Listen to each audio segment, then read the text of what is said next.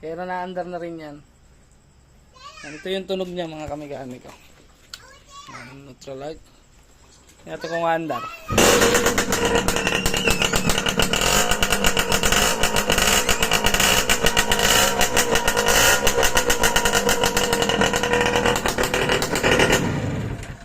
So yan mga kamikaniko, magandang araw ulit sa inyo. Ayan, magbablog ulit tayo tungkol dito sa ating nire-restore na X4. Yan.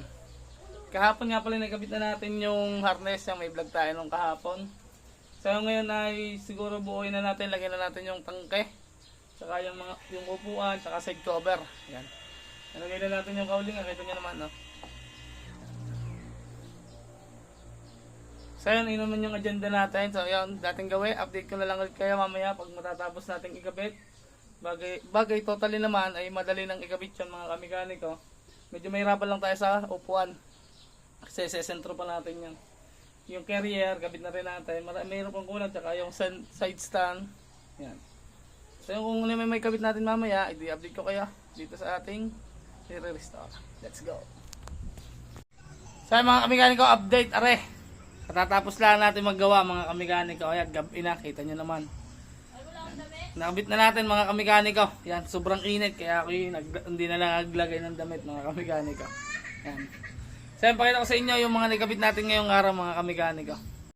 Yan mga kamikaniko, medyo madilim na, tsaka medyo ginalbok na. Kabit na natin yung tangke, side cover, tsaka yung kanyang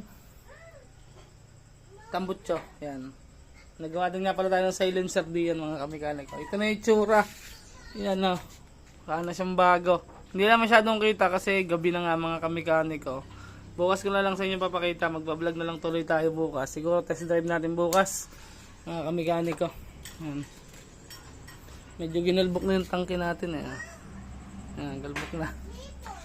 Okay. Kaya na-under na rin yan. Yan. Ito yung tunog niya mga kamikaniko. Yan, neutral light. Ito kung under.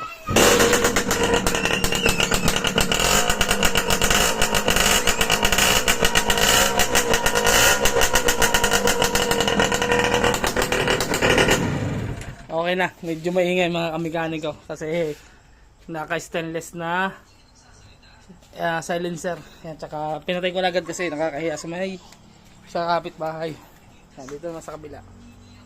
Yan. Medyo pagod na tayo. Okay na mga kamikaniko, magte-test drive na lang tayo. Okay na yung unit natin na X4.